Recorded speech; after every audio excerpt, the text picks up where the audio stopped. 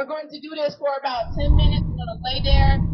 Bella's going to go over some talking points. And then after that, we'll go across the street and then we'll hear from Keisha from Center for Popular Democracy in Action. And we'll hear from Stephanie Johnson with Vocal Kentucky, all right? I want to thank you for showing up for this. It means a great deal. We're, we're joining thousands of people. One is even happening in New York as we speak, all right? All right. So I think you should probably focus. Check 1 2 1 2. Check check. Check 1 2 1 2. Extra shot Check 1 2. here too. If you want to hold a sign, Check 1 2 1 2. can help block the sun. Feel free to do that. The problem is. Cello? All right, I played the tuba. I was in the marching band, and I like the tuba. And I tried to play the alto sax, but I just went to tuba. And now I'm teaching myself to play the acoustic guitar because I want to play Bob Marley's Redemption song. But if I be still long enough, I'll learn. But right now, I'm self-teaching myself, teaching myself to play. So, what? I play guitar. So I need to be working with you. Some of my notes are not that good. I listen to the song and then I try to duplicate it. It is, we're figuring it out. I'm excited to meet you all. I didn't know this would be happening. So you see us gathered. We're trying to make sure that there's affordable housing for people. As you know, we have a housing crisis. And so, so I'm glad to see you all. Any other questions I can answer? All right, well, you keep going. Can you say keep going? Keep going. Keep going. That's one of the things we said when we were out here for the Justice for Breonna Taylor movement. We all will keep going and put our best foot forward no matter what role we have. So thank you for letting me have an audience with you all. Thank you, Councilwoman. Thank you. Thank you for pulling me in. Yes, of course. If you need me, I'm on the 3rd floor, and you can always look me up. I'm on most of the, don't tell my children, but I am on most of the platforms, even TikTok. I'm learning. But yeah, let me know if there's a way I can help you. What's your name? Shamika Parrish Wright, Shameka Parrish Wright. You can Google me and you'll find me. Are you taking a photo for like support of your affordable housing? Yes, I would love that, and I have T-shirts for you all if you want one. I don't need a T-shirt, but I would appreciate it if I could go. Yes, we would love that. And then feel free to get it. They're just house everyone because there's a national week of action. So other cities are doing the same thing we're doing. Some of them much bigger in New York and some of our other partners. But we're doing this to lift up housing and the need for our mayor's office and all the elected officials. All right. So if you all, would you want to take a picture with us? Let us, hey guys, one more. Finish this. We're going to get a picture real quick so we can send it to your teacher, and then we're going back to work. Okay. Okay.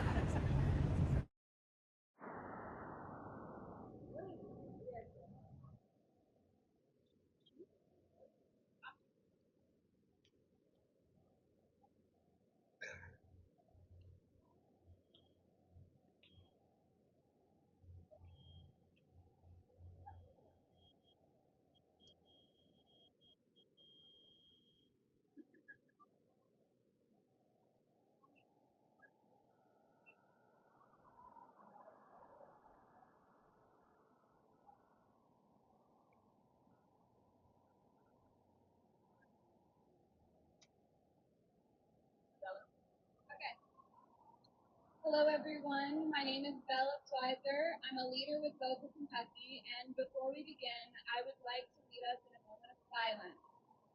Marcellus Williams, a citizen of Missouri, was wrongfully convicted of murder back in 1999 and has been on death row since then, despite the fact that both the defense, prosecution, and even the jury all got together and agreed on a plea deal of life in prison because they did not feel they had enough evidence to securely convict him and they wanted more time to investigate.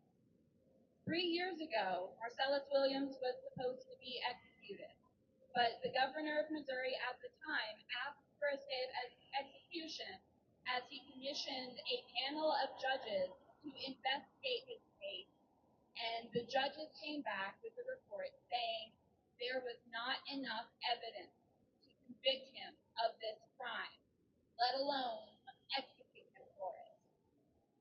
However, in the past 3 3 years, that governor has since resigned, and the new governor showed no interest in this report. The prosecution team in that time decided independently that they would put together a report, and the prosecution reported that they could not find enough evidence to connect this man to the crime he allegedly committed. There was none of his DNA on the murder weapon, and that was the main sticking point of the case. However, the judge of Missouri did not listen to the panel of judges, did not listen to the prosecution, did not listen to the defense, did not listen to the jury of peers. And on September 24th, Marcellus Williams was unjustly executed for a crime that he did not commit. So I would like us to take a moment now of silence and remember Marcellus Williams and every other victim of the mass incarceration problem we have here in Kentucky, and every other person who has been unjustly executed here in America.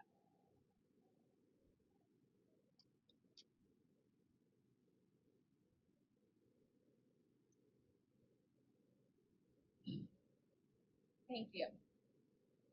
The reason we are here today is because homelessness and housing insecurity is a crisis that affects all of us, not just in America, not just in Kentucky, but here in Louisville as well. It affects us nationwide, it affects us on a local level, and something needs to change. Here locally, Mayor Greenberg is failing Louisville by trying to police our way out of poverty. Here locally in Kentucky, House Bill 5 was just passed, and it criminalizes poverty. It criminalizes using camping paraphernalia, that is tents and sleeping bags, on public property in urban areas. It is unjust. It is just inhumane.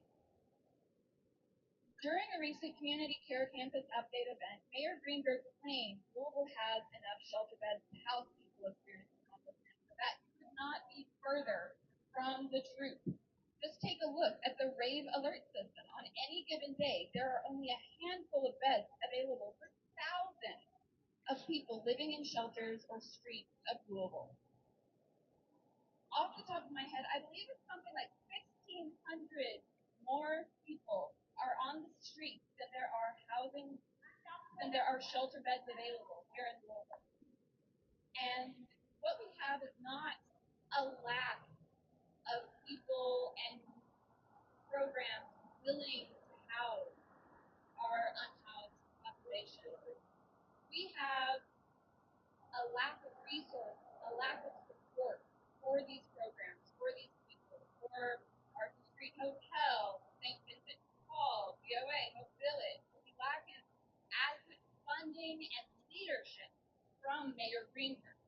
We are here performing a diet at the steps of the mayor's office, laying down on the steps representing all of the cost of life in lost lives and ruined lives that homelessness causes and that criminalizing homelessness exacerbates. Homelessness is a problem, but it doesn't just affect those currently on the street. There are thousands, millions more Americans who are housing insecure. I myself am housing insecure. I do not have a guarantee that my month-to-month lease will be renewed next month, and I do not have a backup plan if my landlord decides to evict me, or if they just decide not to renew the lease. And even if they do, housing is more than just a roof over a head. It's accessibility. It's somewhere that meets the needs of the person staying there. Housing is safety. I live in a split-level house right now that I'm renting. $1,700 $250 a month. And there is no ramp to my house.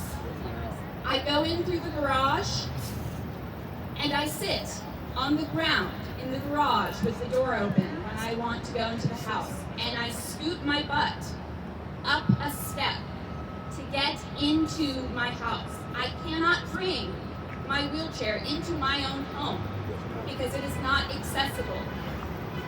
There is a full flight of stairs between my entrance and my kitchen, my bathroom, my bedroom. I have to scoot backwards on my butt up the stairs every day, every night, whenever I leave the house, whenever I enter the house. It is unfair, it is unjust, it is inhumane to force me to crawl in my own home. But I have no access to an accessible living space. I am currently on the Section 8 wait list. I have been for 3 years now. I called this morning and my number on the wait list is 3,871 after 3 years. And it will be until I am number 1 on that list before I can get into accessible housing and be guaranteed a home. We're here, all of us, because the housing crisis resonates with us one and all. Some of us here are on the streets. Some of us here are housing insecure. Some of us here have loved ones. My sister was on the streets for 3 years. It was not because of her substance abuse problem. It was because there was no place available for her to recover from her substance abuse problem safely where she could be housed. The lack of funding, the lack of leadership in this city is unjust and inhumane, and it needs to change. That's why we're here today.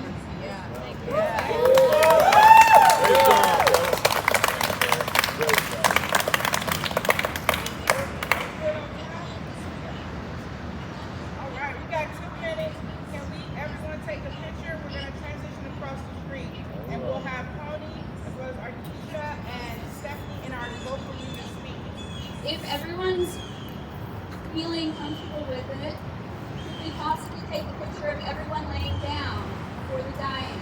I will be joining you all. I will be crawling on the ground because I am that committed to this cause. I want to show everyone that this affects everyone and no one is comfortably safe from being affected by the housing crisis. I don't get to comfortably stay in my chair because I don't get to comfortably stay in my home. So let's all lay down and take a picture. Let's do it, Bella. And be careful. We were told that we're not allowed to lay on the stairs. I might get a bit of help. Alright? That's fine. We ain't allowed to wait till Bella gets Security keep walking like us, but we're laying on the steps. That's walking behind us on the wheel.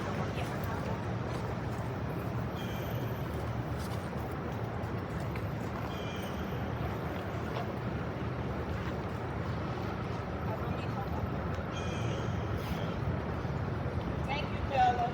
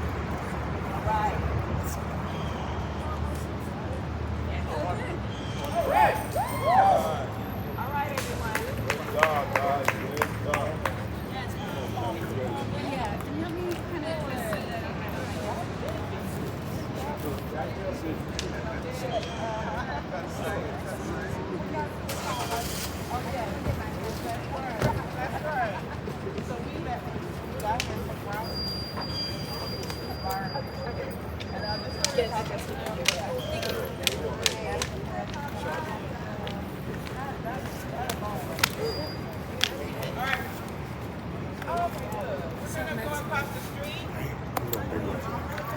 See you. lights. Woo! Oh, you all got it set up and everything. Look at you. The lights of Kentucky Performing Arts shine on more than our shows.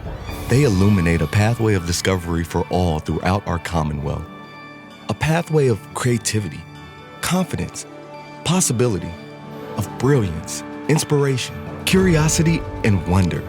For 40 years, Kentucky Performing Arts has led a pathway to unite the Commonwealth around the joy of discovering the arts, and will continue to shine this light far into the future.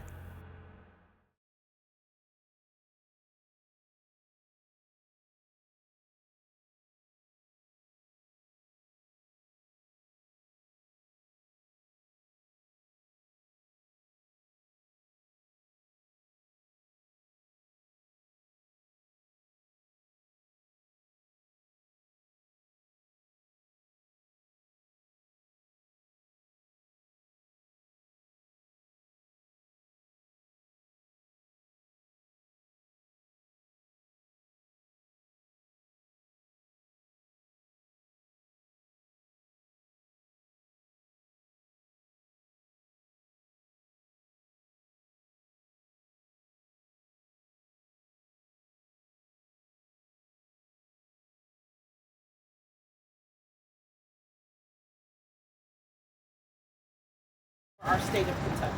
Right.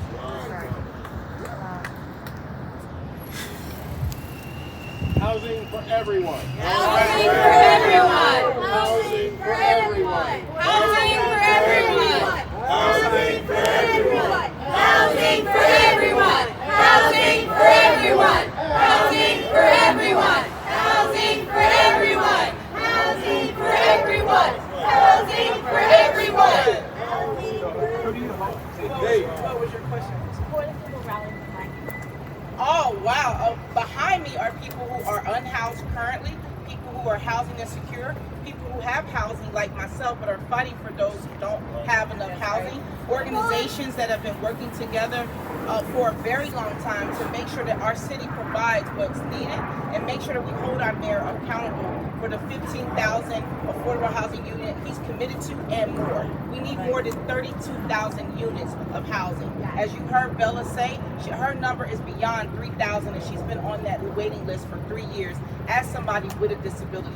There's so many people who are even on the street with housing vouchers, but there's not enough places for them to rent. And now with the relocation of places like Dosker Manor, we know that that housing crisis is going to continue to grow. So we're out here to advocate to keep this issue lit, to make sure that they know that we're going to keep showing up for those who need us. That's right. That's right. Yeah. That's right. So who is it that you most want to hear this message today? We want all, even as an elected official, I find myself as the only one that's on Metro Council that openly talks about being unhoused in this city, not once but twice, with my family, sleeping in a car, having to sleep in places that I never dreamed of when I had a family. I was not unhoused due to alcohol or due to mental health issues, but I was unhoused because I simply did not have enough money. And when you don't have enough money, you are put in bad situations. And we know that poverty is not a crime. But now, with the passage of things like House Bill 5, with no real structure and no real resources or funding tied to it, that means that more of our folks who are unhoused are being criminalized. We know that over 28 people have already received citations, and mainly from one officer tied to the Office of Resilient Services that is tied to our mayor's office. So as our mayor and his team aggressively does street cleanings, they've done more what we call our clearings than relocations. They've done more of those in the matter of the year and a half that they've been in office than Fisher did, Mayor Fisher and his administration in all the 12 years. It's aggressive, it's growing, it's every day, and they're not putting them in a house. And when we're rebuilding housing, we're not doing a one-to-one replacement. So for instance, in Iroquois, they took away 850 units. Only about 1 to 350 are coming back. With Dosker Manor, they've taken away 692 units. Only about 1 to almost 400 are coming back.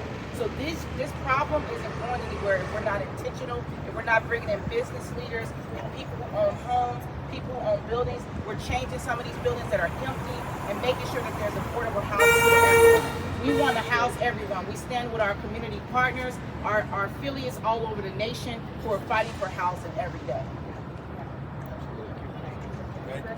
Thank you. All right, let's go. And then we'll have our national talking points. And yeah, we're going to wrap up soon. Thank you. Do I have my keys? I got it.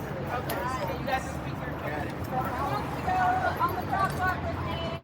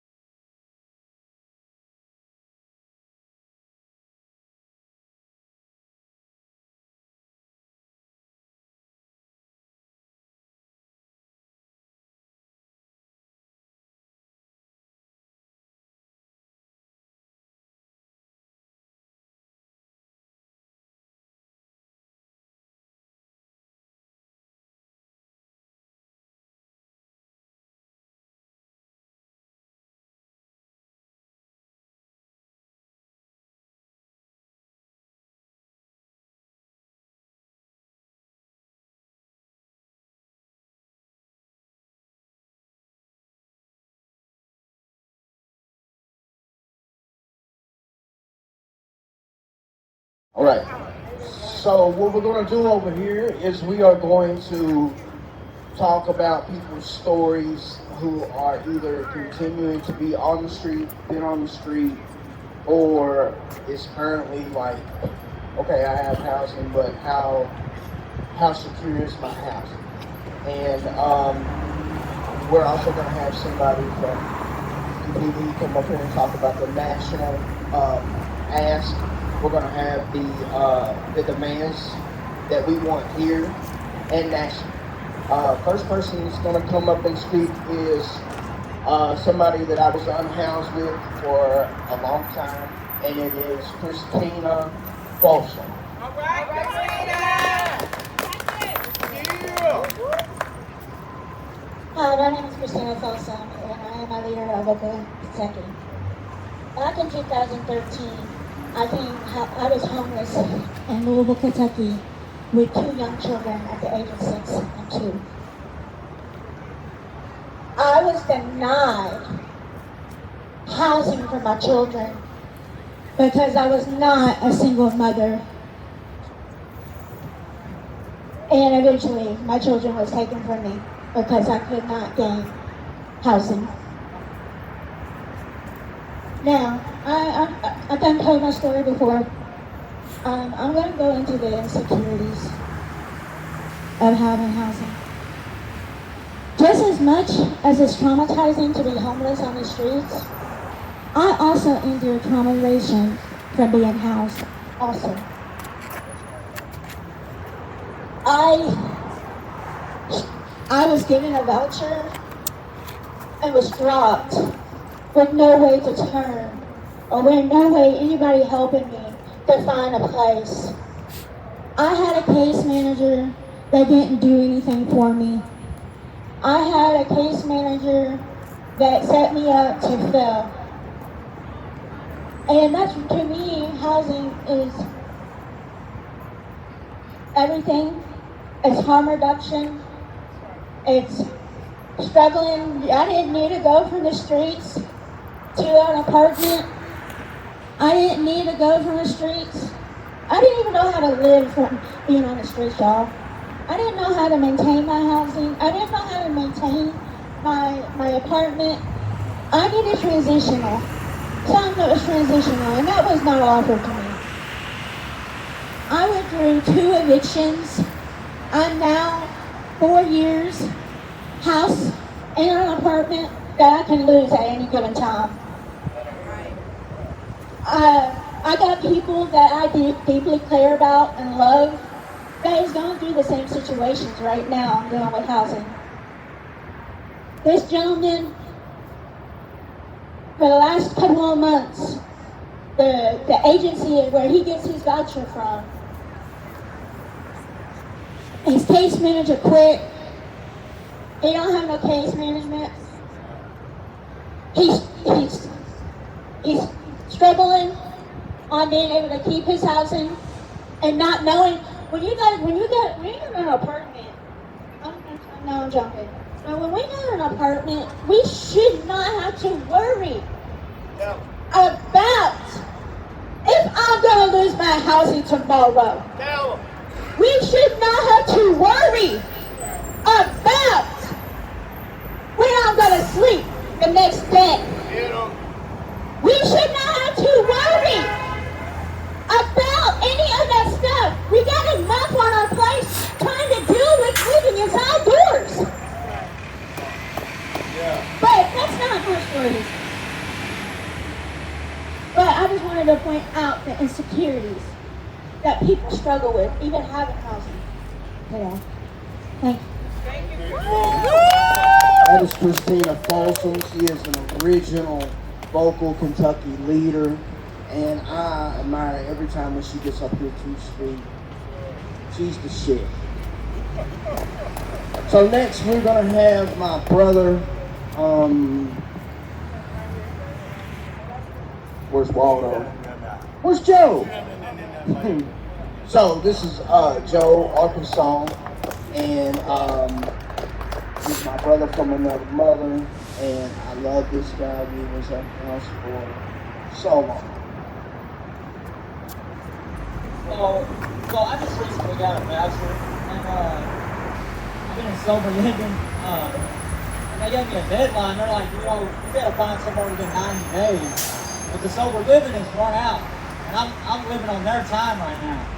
And I'm just basically waiting on my application to go through at the apartment that I found for myself, right?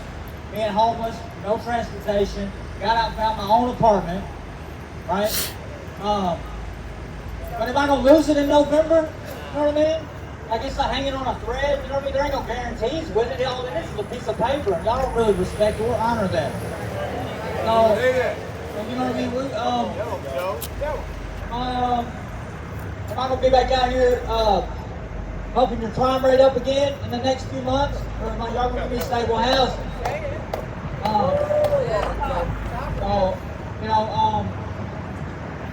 I think both political parties ought to be attacking this. You know what I mean?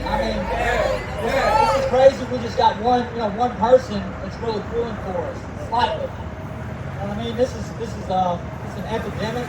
People are dying out here. They're they have nowhere to live, and they're fighting off the elements with drugs, and they're falling like flies. Either homelessness is killing us. You know what I mean? It's this shit's got to change, man.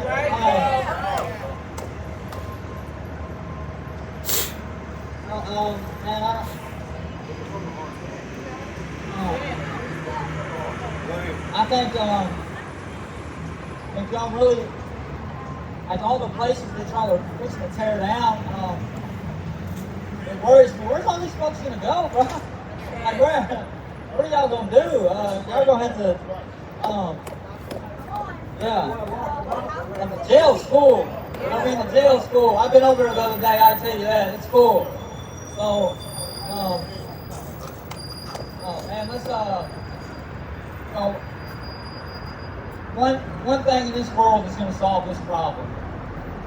And everybody has an abundance of it, right? And it's love, man. We're gonna have to start loving each other, man. We're gonna have to find places for these people. That's the only thing gonna cure this. You know, if you harden your hearts in the situation, turn a blind eye. I mean, who are we? You know, open your hearts, man, and let's get some shit done, and let's house some people, and let's show that America is strong in this department, man. And we're not living in the Stone Age somewhere. Thank you, Joe. Thank you so much. So I guess I would go next and we'll say for last. All right. So I am Pony. I'm an organizer here at Vocal Kentucky.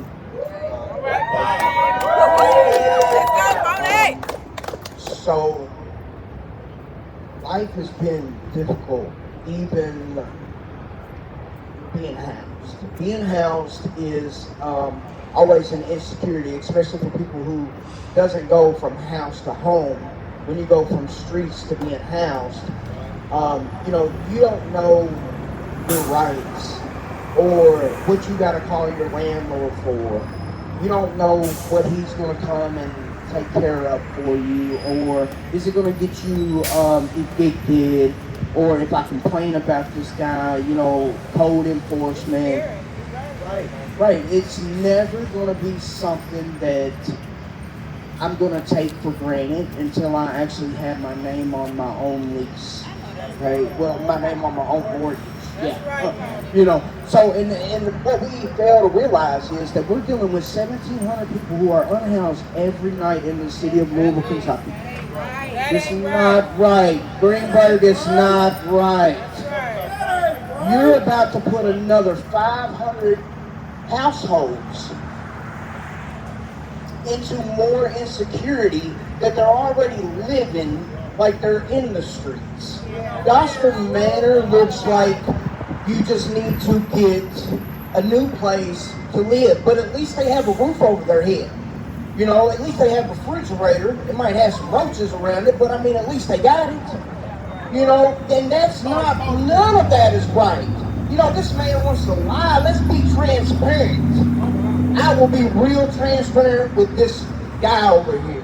It's kind of like this. When you told us in 2022 that you were going to be transparent, you have been a liar. He is a liar, bro. If anybody again votes for this man, you are just as corrupt as him. All right? Because this guy said, well, we're going to have 15,000 of affordable units of housing.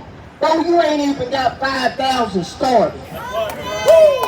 You're not housing nobody. You're not caring about nobody. In Greenberg, you just care about the people who's got money. Well, we don't got money, but we got people. All right, we are so sick of everybody who agrees in that building with that guy, and then here these people care about him too. They're all in this corruption together. Right? If you're not able to get housed, then you gotta go to jail. Well, that ain't right. And if I gotta go to jail because I don't have a home, when I get back out of there, I'm still gonna be homeless. Are you not understanding? House Bill 5, all the way from the Capitol to that man's office over there. Just let's remember this. Remember this. If you don't know, please, watch this. He helped the Republicans in the Capitol write House Bill 5. That ain't right. That is not right. How are you going to sit here and say that you're for the people? When you're not. My name is Pony, and I have more to say, but I will say that I'm going to let somebody else get up here. So we have CPD coming up here. Stephanie can join after that. She can finish it. Yeah, where they can co-host with each other. Stephanie Johnson. Come on, Chef. CPD and Vocal Kentucky. How's everybody? How's everybody? Come on, Stephanie. Hey everyone. Hey, thank you, Stephanie. This is my first time in Kentucky and I'm really excited to be here. My name is Arkesia. Thank you. Woo woo. My name is Arkesia Jackson. I'm from Wisconsin. But I'm with the organization called Pop Democracy. Vocal Kentucky is one of our super affiliates, and so I'm happy to join them on this huge housing action. Housing everyone. That's right. This action is going on throughout the country, and I'm very excited to be here in Kentucky. I do want to share a quick story. So, housing, I'm blessed. Housing has not affected me, but it has affected my brother. My brother was in a domestic violence relationship, and he was the victim because he knew not to hit a woman. So because there's no system for single men, Right. single men, he was homeless. Ended up losing his job. Thank goodness he didn't get arrested. But he was homeless for quite a while. And when I say quite a while, I say about 2 years. Homeless. Constant receiving phone calls from him, letting us know the struggles he's going through. How could we support him? We did the best we could because we also have a family. So homelessness is not only affecting the person that's homeless, but it also affects the family. Yes. How can we support this person that's going to help them get on their feet? And I'm proud to say my brother eventually, actually last month, he found a full-time job working for AT&T, and we're really excited about that. But not everyone has a happy ending story because he's just started the job, so he needed equipment. And he still got to wait till the first paycheck so he can get his foot into a home, you know? So housing affects everyone, and with CPD, we're taking this huge action.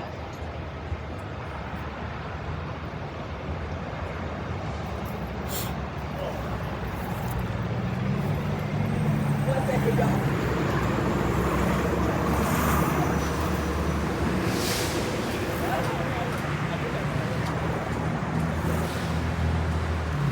Sorry about that, y'all. So with CPD, we are focusing on housing. We do have several demands, but one of the things we want to make sure that we maintain the HUD department. Right now, the HUD department is constantly being cut. The budget is constantly being cut, and that's what the story we're hearing now. Those cuts that they make to the HUD budget affects people, everyday people, and we've been hearing these stories of they're taking away housing, they're taking away units. Why are they taking away the units? What's going on? So they constantly cutting the budgets, they tearing down old buildings, they're not rebuilding them fast enough, and if they are rebuilding units, they're not affordable. They're not affordable. And so that's why it's so important that we take action and let people know that in these offices, in these political positions, that you need to be more considerate, be accountable, and like Joseph said, have love in your heart to understand that this is making a huge impact on people, on everyone, families, children. We hear about the homeless kids in school. It affects everyone. So right now, I do want to share, CPD is an organization.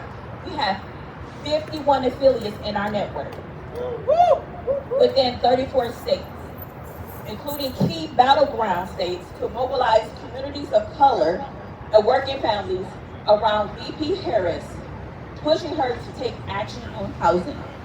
So lately we've been hearing VP Harris, the Democratic candidate for president, talk about housing. We're excited to hear what she's saying. She said $25,000 for first-time home buyers, all these credits. So we want to make sure that we have an opportunity to hold her accountable. That's right. That's right.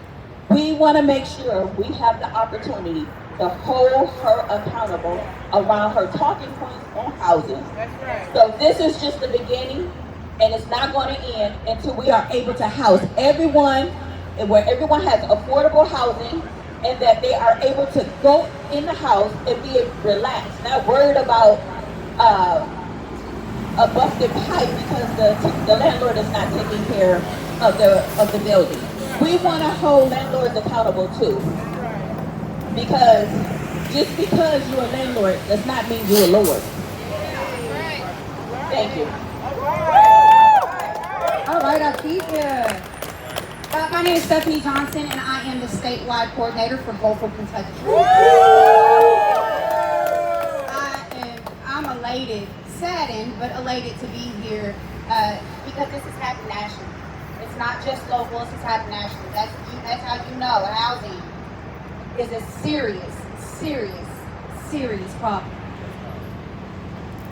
So first, let's just get started.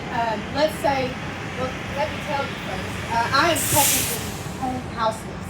I stay with somebody, so I'm saving up, right? Just so I can be able to afford something decent, right? By myself, so I can have my own name on my own. That's right. Right? But then, how far does that go? How much can I save up so I can still afford it until I'm not living paycheck to paycheck? That's right. Right? Well, excuse me. It is living paycheck to paycheck. I can pay bills, but I can't afford anything else. Right. I can't afford to pay trees. That ain't right.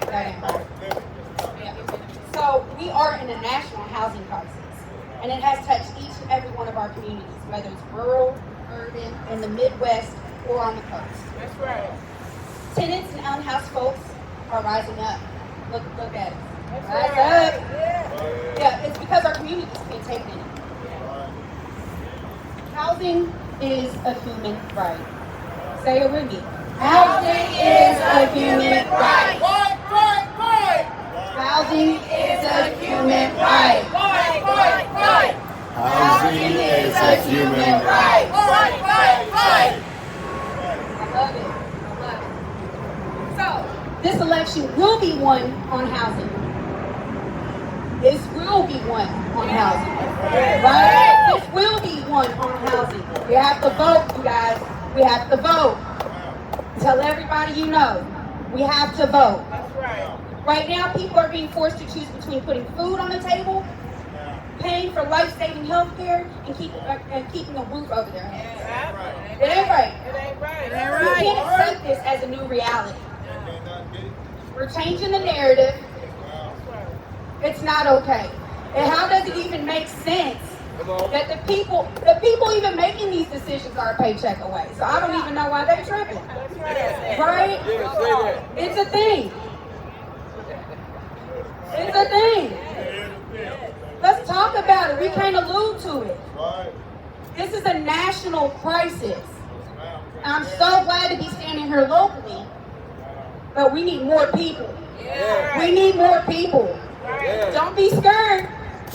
Don't be scared. For the people, by the people. That's right. They work for us. We got to show up to tell them what to do. So come join us. Check us out, vocal-ky.com.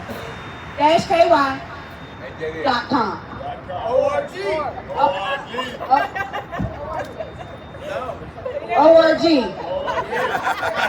Just come check us out. Just come check us out. So, vocal-ky.org. I know this. So that is where we're handing it back to. Is anybody else? So, yeah. ORG. Thank you, Stephanie Johnson. You can always email Stephanie at at vocal-ky.org.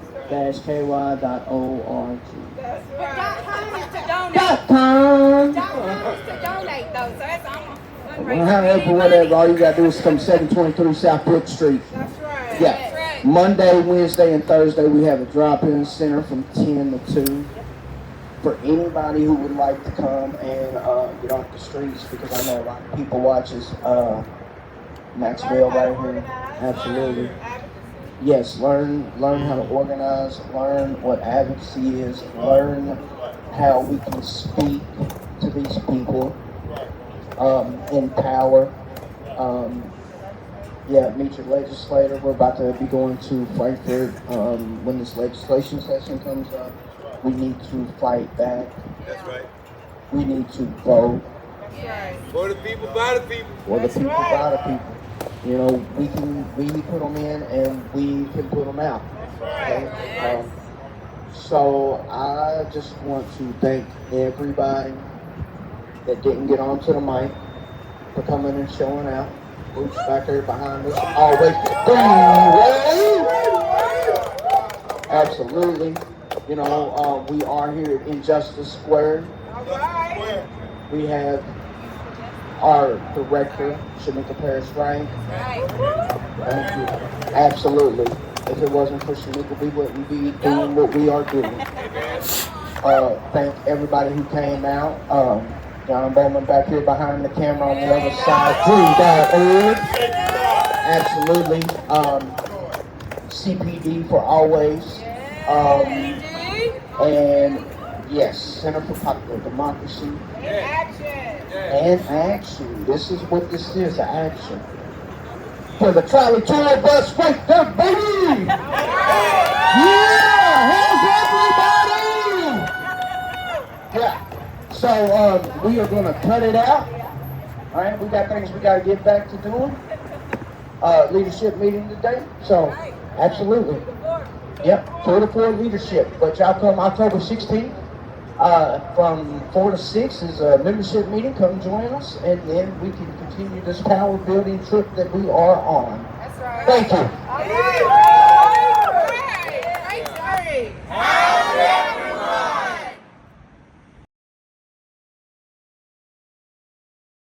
If you do nothing else. If you do nothing else. If you do nothing else. If you do nothing else. If you do nothing else. If you do nothing else. If you do nothing else. Stay live.